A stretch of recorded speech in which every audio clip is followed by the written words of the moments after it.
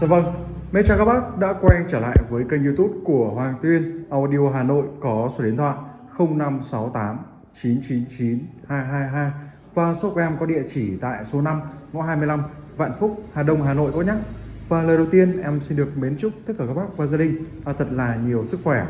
Trong video hôm nay cảm ơn em có lên sóng và phối ghép từ các bác một bộ combo với tầm giá chưa tới 50 triệu cho cả một bộ combo này các nhé, gồm có loa, âm ly và đầu cối. Và em xin phép được điểm danh bộ 3 sản phẩm ngày hôm nay bên em đã phối ghép và lên sóng giới thiệu tới các bác. Thì với loa đó là một cặp loa anh em họ với lại Pioneer CS 99A các bạn. Cặp loa Kenwood KL777 đó nhé, màng vàng FB, xin lỗi, màng vàng da bò giống với 99A. Có thể thấy thì với cái dòng 77 này thì nó khá là giống nhé, khá là giống với 99A.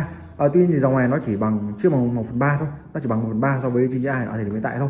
Đó.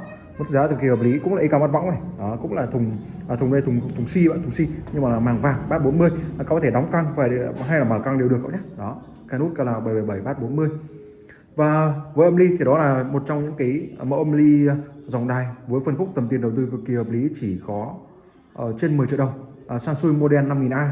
Và cuối cùng đó là đầu cối trước đầu cối Tech A6300 chạy băng 570 2 chiều, có reverse nhé, tiện lợi cho các bác. Và không để mất thời gian của các bác nữa thì sau đây mời các bác cùng đi đến rất nhanh về phần tổng quan hình thức của bộ 3 sản phẩm này các nhé. Đầu tiên đó là cặp loa Kenwood KL777 đó nhé, đây phần đi căng này, đi căng rất đẹp luôn, các này tem mác đầy đủ nhé, không có bị rách, không bị gãy một lan nào cả, cực kỳ đẹp luôn. Đó. Và tiếp theo là phần tuyến loa, do này sở hữu cấu hình 1 bát 40 các bạn, 1 bát 40, màng da bò. Đó, thấy tình trạng của màng đốn căng mọng nhé, cực kỳ đẹp luôn. Gân đây dòng này là gân vải xếp, gân vải xếp. Hai loa chung giấy, hai loa chung giấy các nhé, hai loa chép còi và một loa chép siêu chép ở đây các nhé. Đó, tổng các sẽ có là 6 loa các nhé. Thùng gỗ lạng vô màu sắc cạnh rất đẹp luôn. Đó. Kenwood KL777 em đang giao lưu với các mức giá là 15,5 triệu đồng nhé, 15,5 triệu đồng. Mức giá sản phẩm chưa bao gồm phí ship cho các bạn này. Đó. Tiếp đến thùng loa bên tay phải các bạn này. Đây là phần căng các nhé. Đó, căng rất đẹp luôn. Tem mác đầy đủ nhé, không có bị gãy một đan nào cả nhé, cái đẹp. Đó. Phần thùng loa thì không có điểm chê đâu, không có điểm chê các nhé.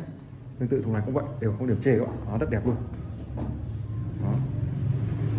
Kenwood KL777 em xin phép được nhắc lại mức giá là 15,5 triệu đồng, mức giá sản phẩm chưa bao gồm phí vận chuyển cho cặp loa này.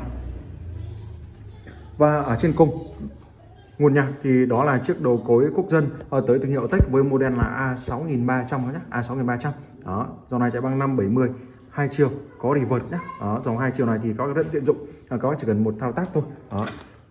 Đây ví dụ như em chạy bên phải này, xem stop và chạy bên trái này. Đó. Có thể chạy 2 chiều luôn các nhé, các bác không phải thao tác quá nhiều. Đó, rất tiện lợi cho các bác. Đây con này. Đó. Đây các nhé.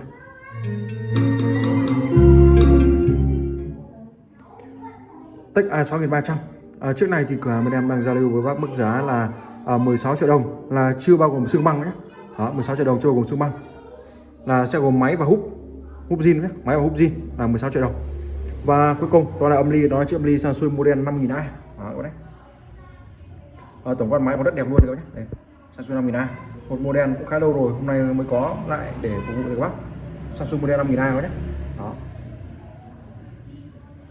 rất tuyệt vời luôn. Nó rất đẹp nhé. Dòng này thì chạy 4 sò sắt Toshiba, xuất âm tụ, tiếng rất hay, có đài cầu điện, rất tiện dụng quá, dài 108 phun sóng, có thể bắt được hầu hết các đài trên toàn lãnh thổ Việt Nam nhé. Đó, Samsung model 5000A. Đó, chiếc này mức giá là 14.500.000 đồng.